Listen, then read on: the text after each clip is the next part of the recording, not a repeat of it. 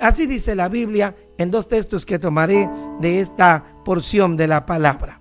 Dice Marcos capítulo 9, versículo 23. Jesús le dijo: si puedes creer, al que cree, todo le es posible. E inmediatamente el padre del muchacho clamó y dijo: creo, ayuda mi incredulidad.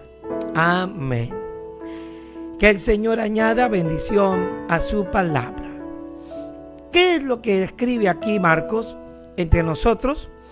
Pues bien, recordemos que Marcos tiene su evangelio gracias a la inspiración del apóstol Pedro, de quien se considera es el coautor de estas líneas. Es, según se cree, Marcos quien describe lo que Pedro cuenta que pasó con Jesús mientras caminaba con él. Tan así es que algunos han llamado el evangelio de Marcos como el evangelio de Pedro. Así que es Marcos, en un tiempo después de su primer viaje misionero o inicio con Pablo y con Bernabé, quien finalmente llega a Pedro y escribe este evangelio. Entonces es Pedro el que nos narra, y nota usted en Marcos, cuánto servicio dio a todos los que encontraba a su paso Jesús. Y ahí aparece entonces una escena significativa. Jesús está pasando con sus propios discípulos en medio de algunas experiencias, una de poca significancia acaba de ocurrir. Están en un monte con Jesús, dice los versos anteriores a este, y están viviendo una experiencia trascendental. Jesús se ha llevado a 3 de sus discípulos, y entre esos a Pedro, para una montaña, el llamado, que luego fue conocido como el Monte de la Transfiguración. Cuando está allí, en este monte, se piensa que puede ser el monte Hermón, o algunos también llegan a decir que es una colina más de Jerusalén. Pero en este monte de la Transfiguración, Cristo delante de ellos se aparece, rodeado de Elías, rodeado de Moisés. Usted tal vez ha oído el texto, y Pedro es el que dice: Señor, si esto está tan hermoso y veo esto que está apareciendo, ojo, no es una visión, es una transfiguración.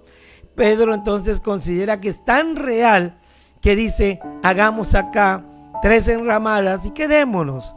Pero la voz que sale de la montaña, que se oye desde la cima, llega e interrumpe esa intención de él cuando dice: hagan todo lo que él les diga, y señalan a Jesucristo como: este es mi Hijo amado.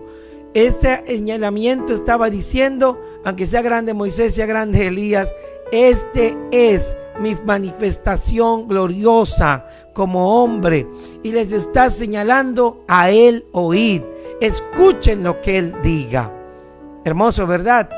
Pues bien, Pedro no entiende por qué después de semejante milagro tan hermoso se tienen que ir de allí.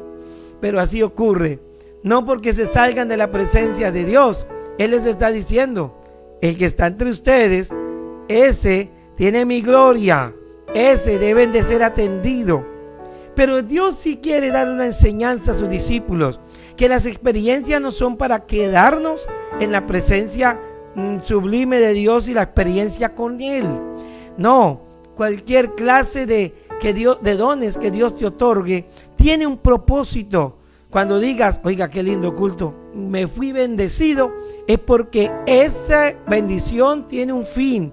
Hay que ir a repartirla, hay que ir a ministrarla, hay que ir a entregar algo. Dios acaba de mostrarles en su manifestación humana todo el esplendor de su revelación. Está diciéndoles: estoy hecho carne entre ustedes. Es decir, lo más cercano que podría mostrar al Cristo, que es el mismo Jehová que apareció a Elías y a Moisés, ahí está presente. Pero ¿qué hacen los apóstoles? Lo que quiero que usted dirija la mirada hacia ellos, más que como protagonista, el que va a ser beneficiado luego por un milagro, es en ellos. en los que Dios había puesto para darle libertad a las personas por su poder. Pues, ¿qué ocurre con ellos?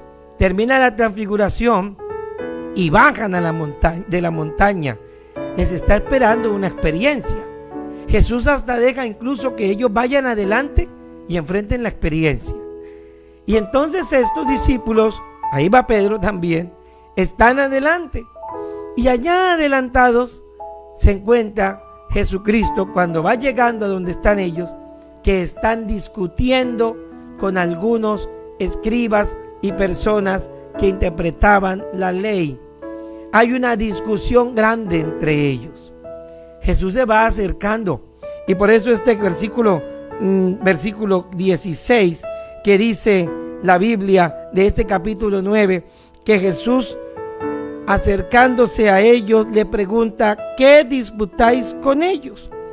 Porque están disputando ni siquiera solo con algunos doctores de la ley, como va a decir otro aparte del evangelio, sino con multitud, con la gente, los que ellos tendrían que haber bajado y en medio de ese poder llegar y entre ellos estar en armonía, en acuerdo, y seguramente hasta glorificar al Señor contándole las maravillas que acababan de ver, porque Jesús no le mandó a decir aquí que no le contaran a nadie nada.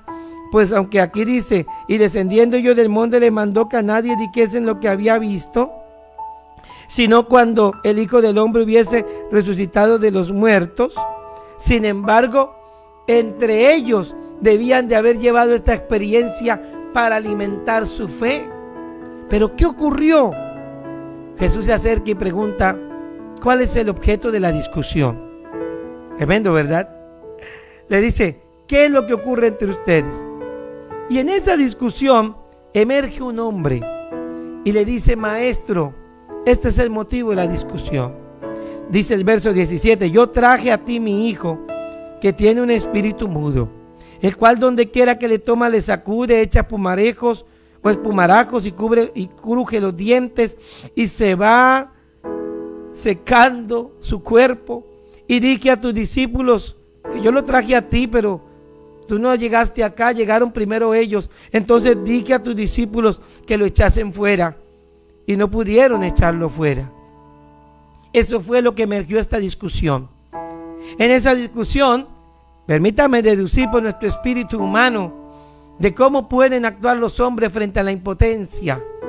Seguramente discípulos y multitud miraron que el demonio no había salido, miraron que la persona no había sido restaurada, y entonces, al ver semejante circunstancia, habrán discutido. Tal vez es usted el culpable, amigo, que su hijo no sea libre. ¿Y el muchacho en qué andaba para que se hubiera metido ese espíritu ahí? Oiga, y hay alguna situación aquí. Recuerde que estamos hablando de personas que hasta ante un ciego de nacimiento le dijeron a Jesús: Jesús, ¿pecó este o pecaron sus padres? Siempre había la búsqueda de un responsable.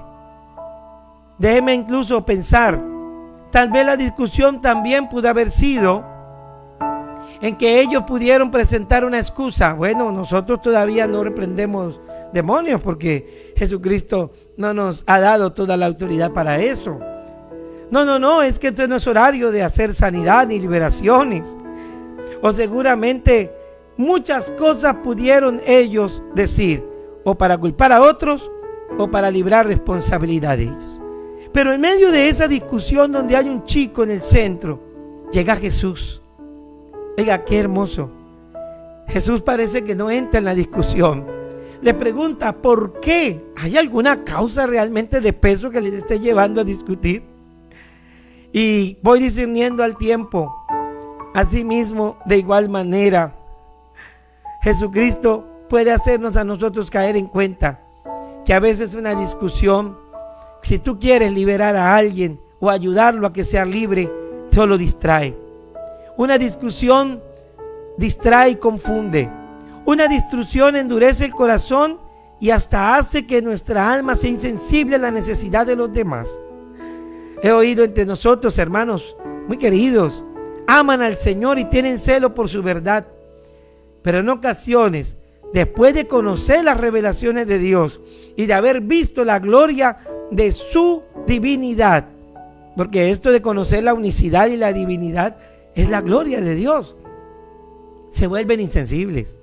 No, nosotros somos los que somos salvos. Y de pronto alguien le dice, usted está en el error. Y hasta le dice, mire, usted no conoce de Dios y así va a morir. Pero no nos puso el Señor a ver su gloria para salir y a humillar a otros, o quizás darle la noticia de que están perdidos. No, nos mostró un plano y un mapa, no para decir yo lo tengo y yo lo encontré, sino para compartirlo a otros y decirles, ven, hay suficiente para todos y te voy a compartir. Cual un Priscila y Aquila que ganaron a Apolos, persona que conocía la palabra y que hasta era uno que discutía vehementemente. Ellos no entraron en la discusión, lo llamaron aparte y le dijeron a solas en aquello que debía de todavía más aumentar su conocimiento en la palabra, porque ya tenía una parte, pero ahora esto no lo conoces. Y se lo enseñaron, lo instruyeron. Instruir quiere decir construir por dentro. Qué interesante paralelo. Priscila y Aquila con Apolo, y ahora los discípulos con un padre de familia y una multitud. Jesús no está de acuerdo con que discutas con los que no tienen la verdad completa. Eso significa una pelea en desventaja y acobardante, porque es un acto de cobardía yo tener armas y el otro no. No nos puso el Señor a juzgar a las personas. Dios nos puso a enseñarles y a hacerlo, como bien dice la Biblia, con amor.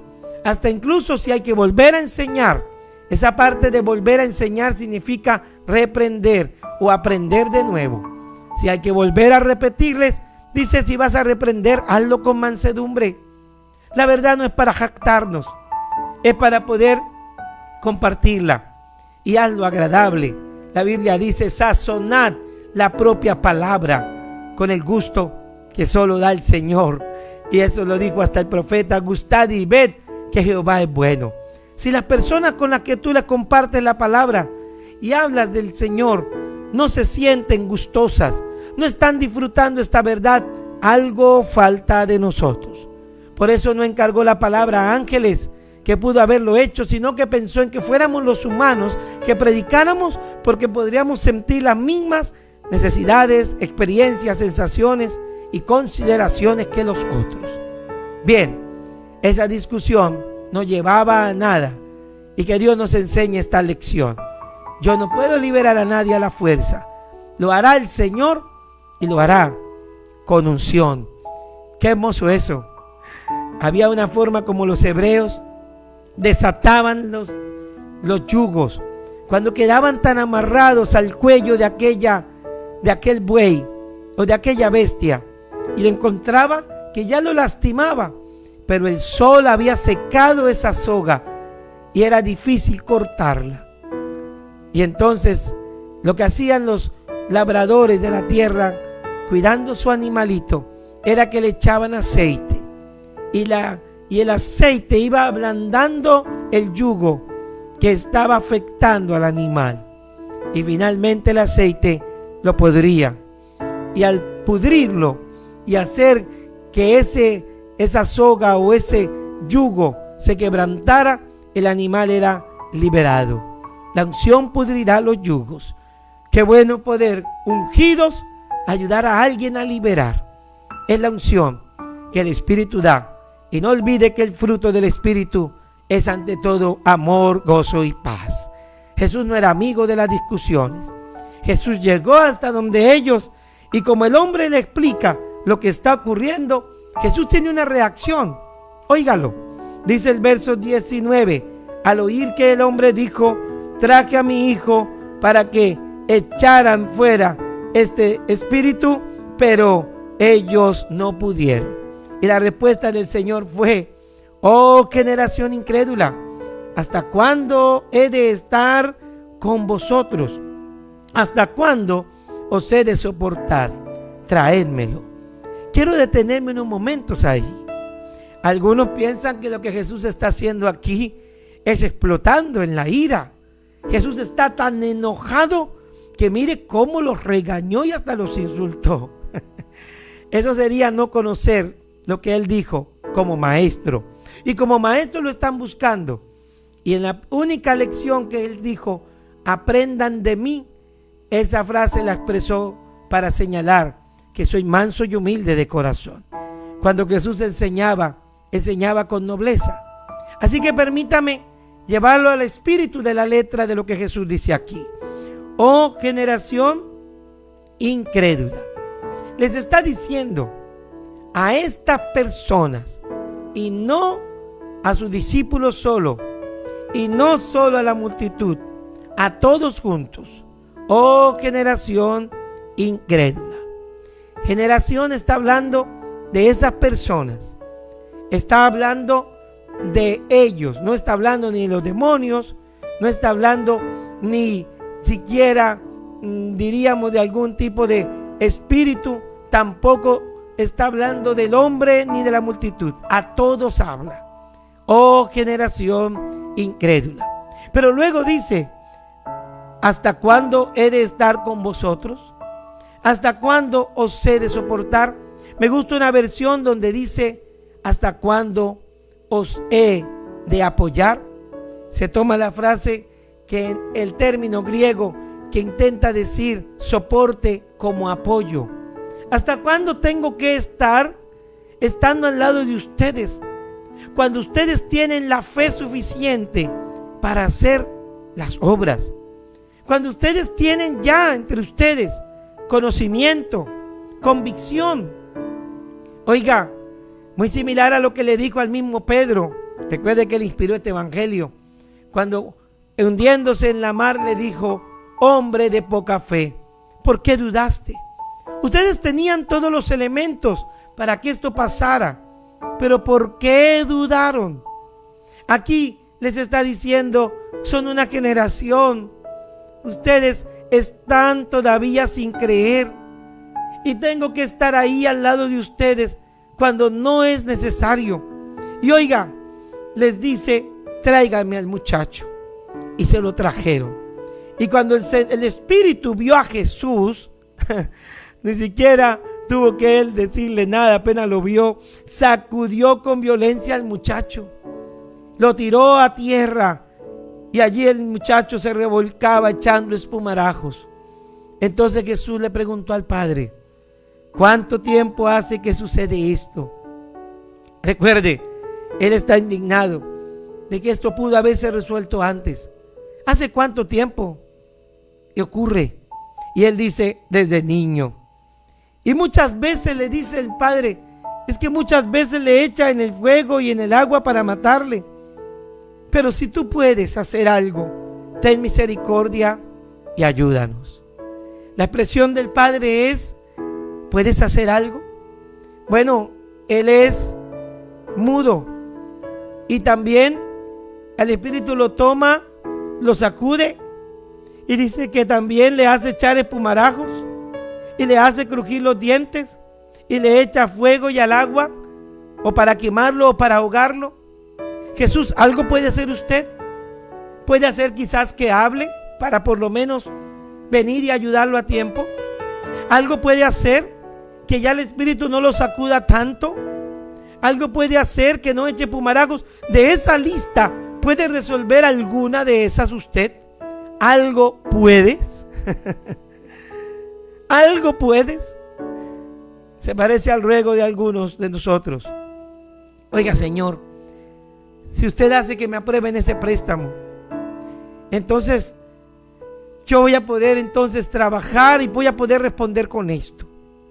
Otro dice, Señor, por lo menos si mi marido inconverso cambiara su carácter, por lo menos eso respóndame. O respóndame, Señor, de este problema en mi salud, que esta enfermedad, Señor, sea curada, que esta cirugía sea evitada. Y a veces pide solo partes, cuando tú puedes pedir el todo.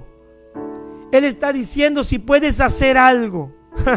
¿Con quién estaba hablando? Con el que todo lo puede, con el Todopoderoso, con el que tiene todo poder, Con él era que hablaba. Así que Jesús sí podía hacer algo. Incluso la frase que está usando el hombre es casi una repetición y un enlace de lenguaje. Los discípulos no pudieron, Señor, los traje y no pudieron echarle. Ahora, Señor, ¿tú puedes hacer algo? Entonces, el término que está usando el hombre continuamente es poder. Señor, ellos no pudieron y tú sí puedes. Pero mire que Jesús usa el mismo término para ahora responderle. Entonces aparece el versículo que para muchos es muy conocido. Dice, Jesús le dijo, si puedes creer, al que cree, todo le es posible. No sé si usted conocía que el contexto en que nace esta frase es en una liberación de un chico atormentado por un demonio.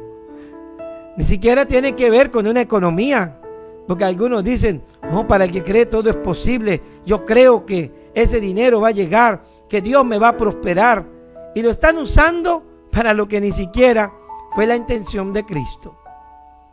Es lo que dijo aquí, relacionado con una situación de liberación para un hijo de un hombre. A él le dijo, al que cree, todo es posible. Recordemos ahora, viene el hombre diciendo, ellos no pudieron. Ahora Jesús, si usted puede hacer algo, entonces su poder muéstrelo, porque los discípulos no tuvieron poder. ¿Quieres que hablemos de poder? Y la respuesta de Jesús es, tienes que creer. Porque al que cree, todo es posible. ¿Quieres que hablemos de poder? Pues si puedes creer, todo es posible. Aquí no se trata, parece decirle Jesús, si pueden los discípulos. No se trata si pueden los demás para hacer esto por ti. Ni siquiera se trata si yo puedo hacerlo. Es tú puedes creer. Si tú puedes creer, se puede todo lo demás. No inicia esto con una queja. Jesús no le da curso a esa queja. Interesante, como diría un gerente. Mis discípulos no pudieron, voy a hablar con ellos. O incluso, tú quieres que yo pueda, claro, yo sí puedo más que mis discípulos. No. Jesús le está diciendo, caballero, aquí hay algo y tiene que ver con tu solicitud.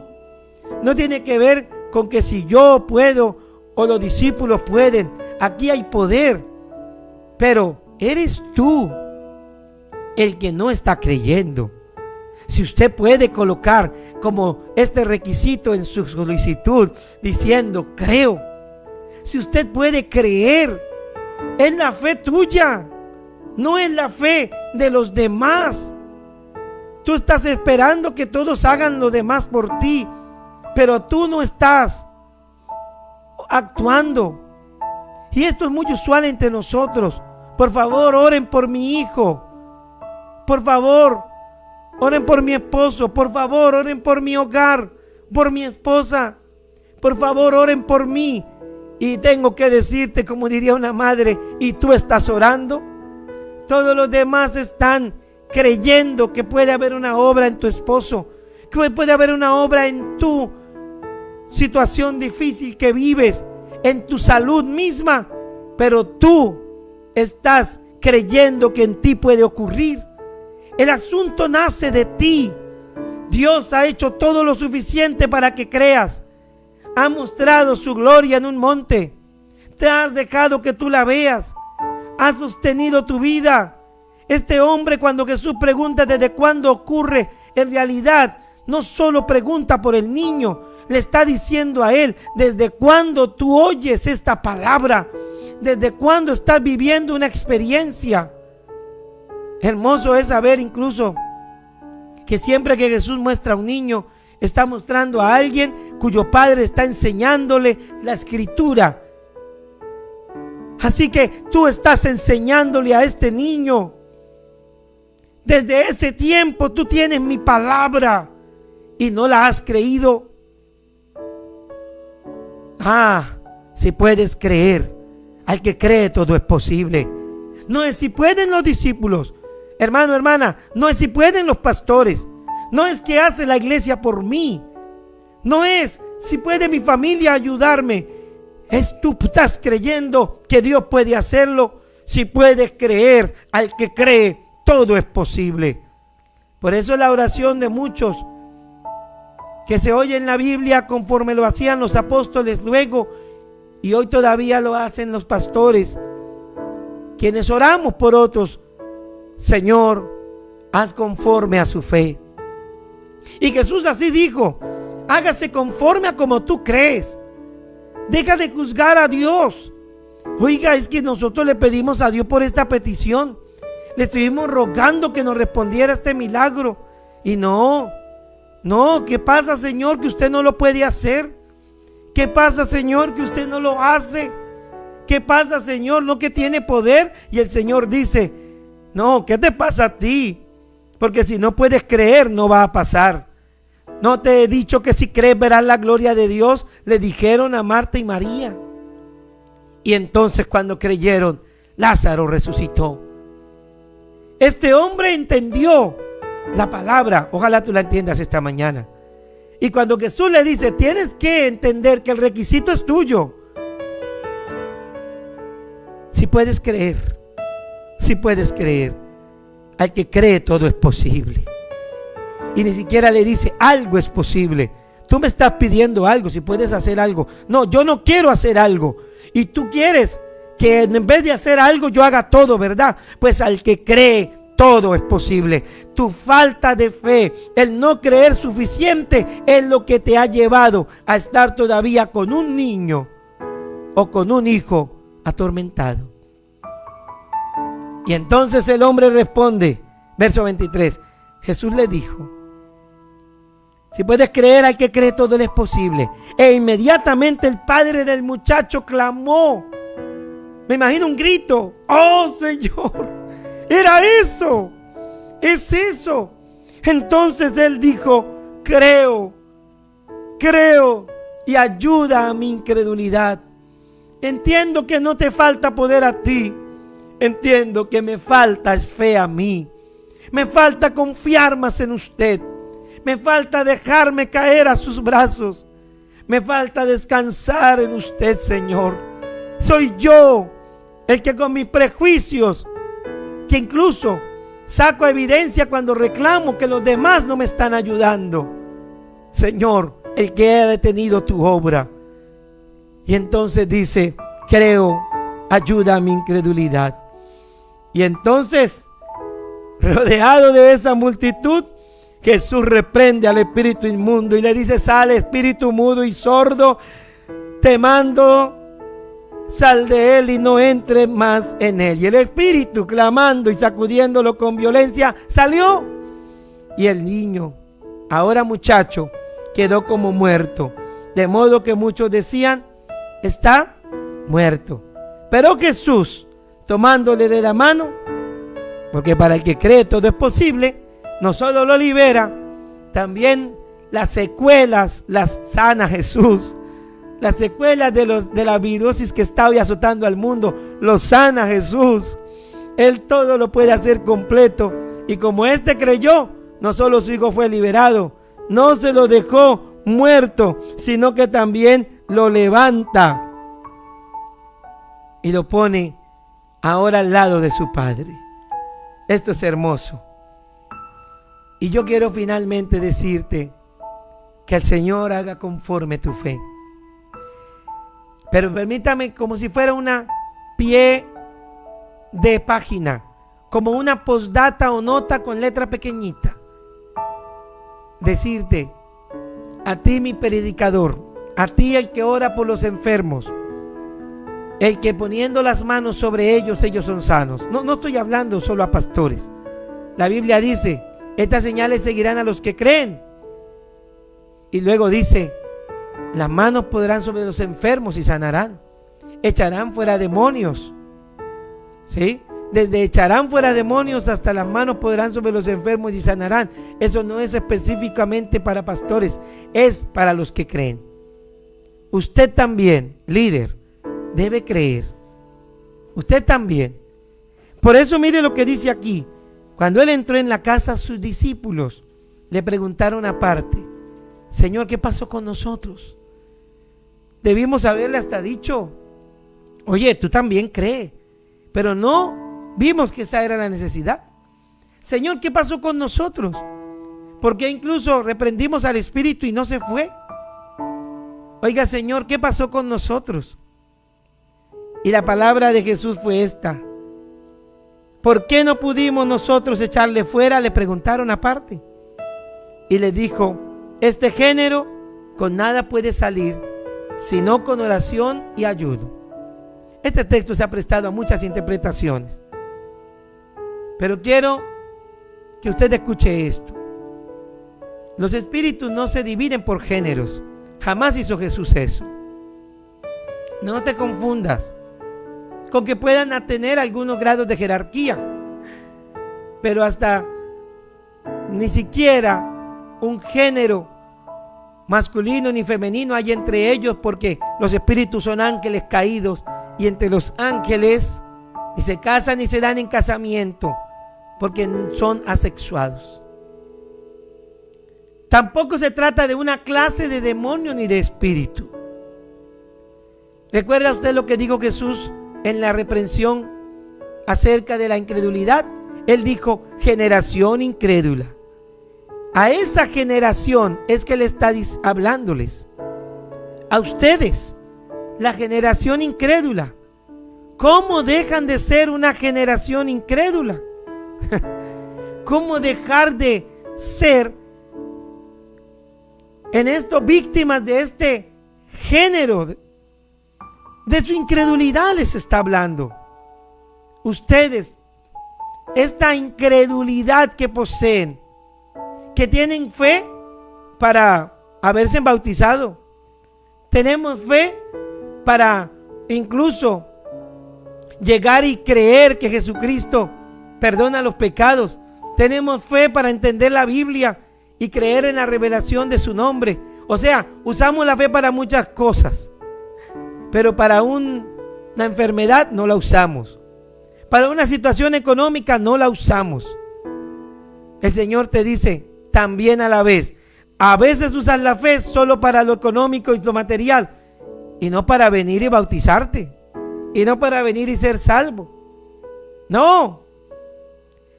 El Señor dice: necesitas considerar dejar de ser de la generación incrédula. Y la única manera de ser liberado de esa incredulidad, de salir de ese grupo de gente que no cree, entonces Él dice, es con oración y ayuno. Sé que hay quienes han pensado: necesitamos estar habiendo ayunado y orado para ir y liberar un demonio, porque es que el ayuno y la oración da más poder. Te mentiría si muchos de los que son liberados lo han sido con personas que no estaban en ayuno. Sin embargo, cuando se habla de ayuno y oración, y realmente la mayoría de las versiones solo usa el término oración, cuando se habla de la oración se está hablando de un acto de intimidad con Dios. En este caso, yo no oro diciendo: Señor, pues me voy a preparar para ir a libertar a una persona, entonces vine a ayunar para llenarme de más poder. No, tú vas a Él y en la oración o en el ayuno tú le dices: Señor, estoy aquí a solas con usted, aumente mi fe, aumente mi capacidad de entender quién es usted. Señor, yo quiero saber que usted tiene mayor poder del que yo me he imaginado, porque el ayuno, el ay de uno, es un acto íntimo. La oración es un acto íntimo de Dios con usted, de usted con Dios, de Dios conmigo. Yo necesito crecer en fe, por eso vengo a usted. Y cuando salgo de allí lleno de fe para mi vida, entonces ya yo sé que yo no pertenezco a esa generación incrédula. Y puedo no solo ayudar a alguien a ser libre, mostrándole la palabra. No solo ayudar a alguien a darle libertad por la palabra, sino también mi fe hace que yo pueda creer, y para el que cree todo es posible. Qué hermoso como termina esta escena. ¿Sabe qué es lo que le dijo Jesús a sus discípulos a solas? ¿Se acuerdan de la intimidad del monte de la transfiguración? Pues era para eso. Estaban allá conmigo, vieron mi gloria, vieron mi presencia, estaban en intimidad conmigo para que tuvieran suficiente fe y poder, sabiendo quién soy yo, que yo tengo poder. Recuerde que ellos reprendían demonios en su nombre. Tampoco los apóstoles tenían poder propio, pues vinieron a él los 70 y dijeron: aún en tu nombre se nos sujetan los demonios. Así que, ¿qué pasó? Que no creyeron que al invocarme eso pasaría. Después de haber estado viendo mi gloria, era para que tuvieran fe. También ustedes, porque fue a todos que les dijo generación incrédula. La fe crece con la intimidad con Dios. Dejas de ser parte de una generación incrédula cuando creces en intimidad con Dios, cuando lo conoces más de cerca, cuando hablas con Él más de cerca, cuando crees que Él es no solo un hombre, no solamente un Dios que sana, no solamente un Dios que da provisión económica, cuando crees que Él es el Dios todopoderoso entre nosotros.